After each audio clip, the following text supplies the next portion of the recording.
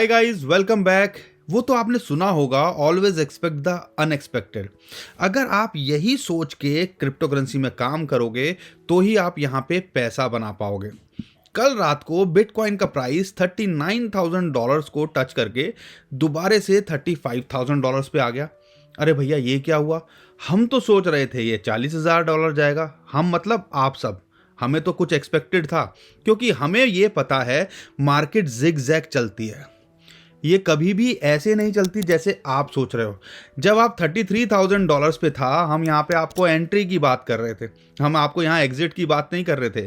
क्योंकि और यहाँ पे आपको शॉर्ट टर्म में टारगेट्स भी हमने बताए थे कि भैया पहला टारगेट $36,000 के आसपास, फिर $37,500 और फिर $39,000 ऑन रिकॉर्ड है, चेक कर लीजिएगा।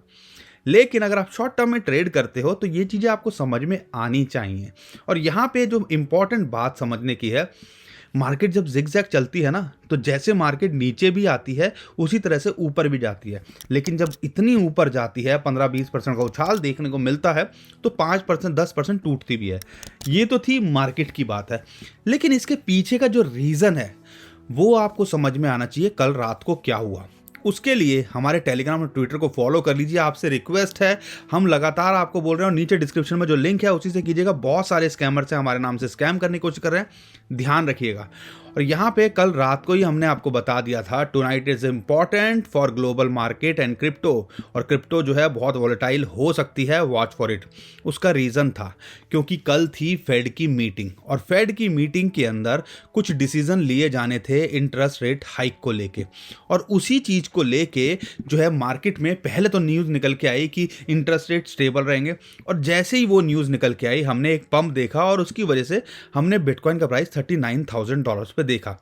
लेकिन उसके बाद में जो उसके चेयरपर्सन हैं पावेल जी, वो आए लाइव स्ट्रीम के अंदर, उन्होंने कुछ बातें बोली और उससे थोड़ा सा नेगेटिव माहौल बना। और यहाँ पे ये निकल के आया कि भैया अभी नहीं, लेकिन मार्च के अंदर हाइक हो सकते हैं या होंगे। और ये अगर इंटरेस्ट रेट हाइक होते हैं, इट मीन्स मार्केट के अंदर पैसा कम होगा, और मार्केट के अंदर पैसा कम होगा, लोगों की स्पेंडिंग कम होगी, तो उसी का इंपैक्ट यहाँ देखने को मिला।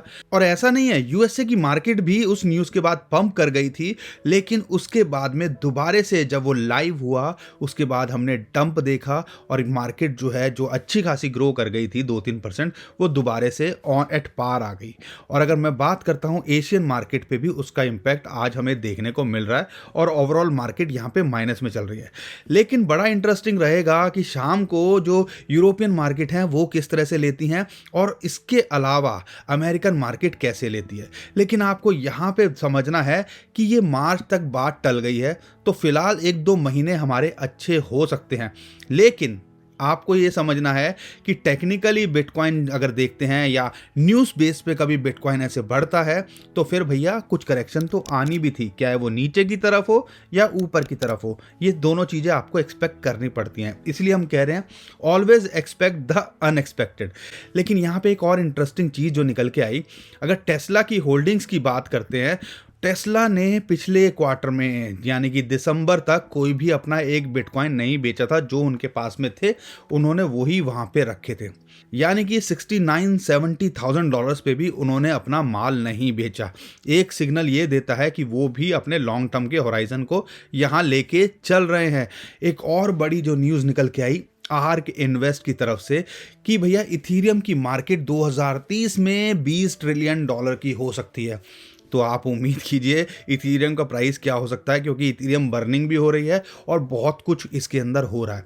साथ के साथ में एक और उन्होंने जो प्राइस प्रिडिक्शन की है, 2030 तक बिटकॉइन का प्राइस $1 मिलियन भी हो सकता है। $1 मिलियन की अगर मैं बात करता हूं, तो लगभग आज का रेट लेते हैं तो 7.5 करोड़ के आसपास का एक बिटकॉइन इनके हिसाब से यहाँ पे हो सकता है। और दोस्तों, इंडिया को लेके भी टेक्नोलॉजी की बात करें तो हमें लगता है फ्यूचर बहुत ब्राइट है। हम सबको पता है 26 जनवरी को परेड होती है हमारे राजपथ के ऊपर इंडिया गेट पे, और यहाँ पर एक और मेटावर्स से रिलेटेड जो हमें झांकी देखने को मिली, वो कहीं न कहीं बताती है कि ये सारी चीज़ें कंसिडरेशन में हैं और यही बता रही हैं आने वाले टाइम में ये फ्यूचर है। तो ये सारी चीज़ों को भी नज़रअंदाज हमारी जो मिनिस्ट्रीज़ हैं वो नहीं कर रही हैं, बल्कि ये तो बहुत बड़ी बात है कि उन्होंने मेटावर्स जैसे टॉपिक को यहाँ इंक्लूड किया है। तो ये आइडिया देता है कि फ्यूचर क्रिप्टोकरेंसी का, टेक्नोलॉजी का इंडिया के अंदर ब्राइट है और आने वाली जनरेशन को इसका एडवांटेज मिलेगा। वीडियो कर दीजिए फटाफट से लाइक और चैनल को कर लीजिए सब्सक्राइब। और कल रात को एक और बड़ी न्यूज़ निकल के आई, जो पुतिन साहब हैं, रशिया के प्रेसिडेंट है, उनका कहना है क्रिप्टो माइनिंग जो है वो एक एडवांटेज की तरह है रशिया के लिए। वो कैसे कि भैया इलेक्ट्रिसिटी हमारे पास सरप्लस है, आधी दुनिया को हम पेट्रोलियम प्रोडक्ट्स प्रोवाइड करते हैं और वेल ट्रेड पर्सनल जो हैं हमारे,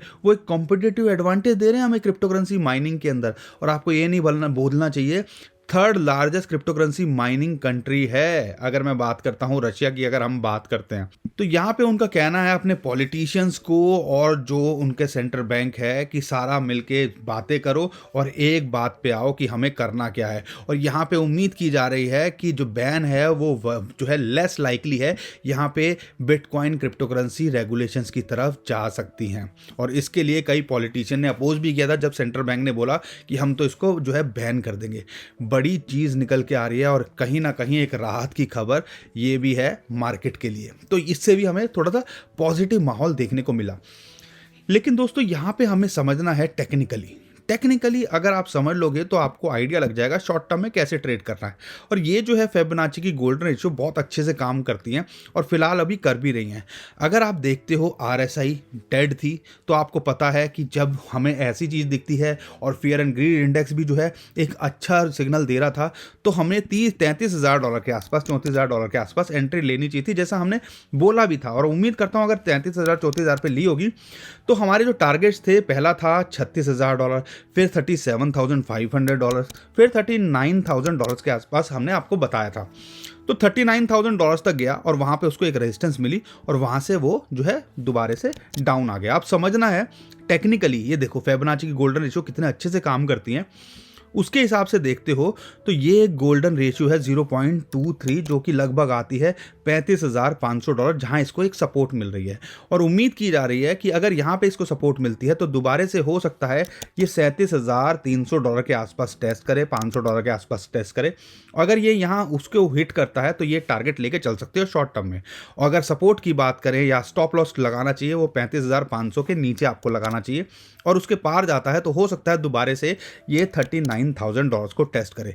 एक और चीज़ आपको जो यहाँ ध्यान रखने की है कि जैसा कि हमने आपको बताया था, बिटकॉइन एक चैनल के अंदर या कोई भी क्रिप्टो करेंसी हो या स्टॉक मार्केट हो, एक चैनल के अंदर ट्रेड करती है, चाहे वो अप ट्रेंड के अंदर हो या डाउन ट्रेंड के अंदर हो। और यहाँ पे अगर आप देखते हो इस चैनल के अंदर इसको लगातार सपोर्ट मिल रही थी और ये भी जो इसका बॉटम है वो एक सपोर्ट निकल के आया जो कि $33,000 के आसपास था और वहाँ से हमने बाउंस बैक देखा। तो ये चैनल को भी हमने ध्यान रखना है। तो अगर आप ट्रेडिंग कर रहे हो तो ये चैनल ज़रूर बना लीजिएगा। ये छोटे बड़े चैनल्स आपको लगातार बनाने पड़ेंगे। हेड एंड शोल्डर के पैटर्न्स ध्यान रखने पड़ेंगे, RSI को ध्यान रखना पड़ेगा, बहुत सारी चीज़ें हैं। लेकिन बेसिकली आपको जो 2-3 इंपॉर्टेंट चीज़ें ध्यान रखनी चाहिए, एक तो मूविंग एवरेजेस पे ज़्यादा फोकस करो कि कहाँ मूविंग एवरेजेस बढ़ रहे हैं, खासकर 9 दिन की, 21 दिन की, 50 दिन की, 100 दिन की और 200 दिन की। ये 5 मूविंग एवरेजेस आपको लगा के रखनी चाहिए। उससे आपको आइडिया लग जाता है कि कहाँ इसको सपोर्ट मिलने वाली है, कहाँ इसको रेजिस्टेंस मिलने वाली है। ठीक है। और अगर शॉर्ट टर्म में देख रहे हो तो 9 और 21 दिन हमें बताता है कि कहाँ उसको सपोर्ट मिल रही है या कहाँ उसको रेजिस्टेंस मिल रही है। तो ये सारी चीज़ ओवरऑल यहाँ पे क्रिप्टो करेंसी के अंदर निकल के आ रही है। अब हमें देखना है कि यहाँ पे अगर देखते हैं एक हाइक हुआ था, एक मार्केट अच्छी क्रिएट हुई थी, लेकिन उसके बाद हमने इसको अब करेक्शन के अंदर देख रहे हैं। 35,500 अब इंपॉर्टेंट सपोर्ट है। आई होप इसको यहाँ टिका रहे। अगर यहाँ नहीं टिकता तो फिर हो सकता है दोबारा से $34,000 के आसपास ये टेस्ट करे। दोस्तों अब बात कर लेते हैं इथीरियम की। इथीरियम एक अच्छी सपोर्ट इसको जो है मिल रही है लगभग $2,400-2,350 के आसपास। अगर यहाँ मिलती है तो आप ये एंट्री ले सकते हो। इथीरियम एक ऐसा कॉइन है लंबे समय में आपको डिसपॉइंट नहीं करेगा, लेकिन हाँ शॉर्ट टर्म में थोड़ी सी जैसे मार्केट हलचल होती है तो इसके अंदर भी हमें हलचल देखने को मिल रही है। $2,200 पहुँच गया था 3-4 दिन पहले और उसके बाद $2,700। तो कितनी मूवमेंट हमें देखने को मिल सकती है, तो ये बताता है। और बड़ा कॉइन है, अच्छा कॉइन है, लॉन्ग टर्म के हिसाब से भी। अगर ये $2400 के नीचे यहाँ मिल रहा है तो आपके लिए एक अच्छी एडवांटेज हो सकती है। ये जो 9 दिन का मूविंग एवरेज है, ब्लू लाइन दिख रही है, ये इसके लिए अभी एक रेजिस्टेंस का काम कर रहा है। अगर इसके ऊपर जाता है तो $2800 और एक इंपॉर्टेंट जो है इसको रेजिस्टेंस जो मिलती है लगभग $3200 के आसपास मिलती है। तो ये टारगेट आप लेके चल सकते हो। अगर मैं सपोर्ट की बात करता हूँ तो $2200 इस टाइम पे इसके लिए एक अच्छी सपोर्ट यहाँ निकल के आ सकती है। बाकी और कॉइन्स की बात करें, डॉट, सोलाना, लूना, ये सारे कॉइन्स की बात करें, एडीए, बीएनबी, तो ये कॉइन्स के अंदर अगर आपको डिप में मिल रहा है तो यहाँ ले सकते हो और एक क्विक प्रॉफिट आप यहाँ पे भी 10, 15, 20% का कमा सकते हो। करेक्शन हो सकता है यहाँ से 5% के आसपास और नीचे गिर जाए, लेकिन यहाँ पे आपके लिए इंपॉर्टेंस ये रखती है, लॉन्ग टर्म के लिए देख रहे हो तो दोबारा से ये मौका आपको दे रहा है। बाकी शॉर्ट टर्म ट्रेडर्स को लाइन पे ट्रेड करना है और घबराना नहीं है। तो दोस्तों मैं उम्मीद करता हूँ आपको वीडियो पसंद आई होगी, काम की लगी होगी। वीडियो पसंद आई है तो लाइक ज़रूर करिएगा, शेयर कर दिएगा ट्विटर, टेलीग्राम, व्हाट्सएप, जहाँ आपका मन करे, और चैनल पहली बार आए तो सब्सक्राइब भी ज़रूर कर लीजिएगा। और हमारे ट्विटर, टेलीग्राम को फॉलो कर लीजिए, नीचे डिस्क्रिप्शन में उसका लिंक दिया हुआ है। बहुत सारी इंपॉर्टेंट अपडेट इन्फॉर्मेशन होती है जो हम वहाँ करते रहते हैं, कई बार यहाँ मिस हो जाती है। अभी के लिए विदा लेता हूँ, खुश रहिए, मुस्कुराते रहिए, कमाते रहिए। आपका दोस्त पंकज। थैंक यू, नमस्कार, धन्यवाद।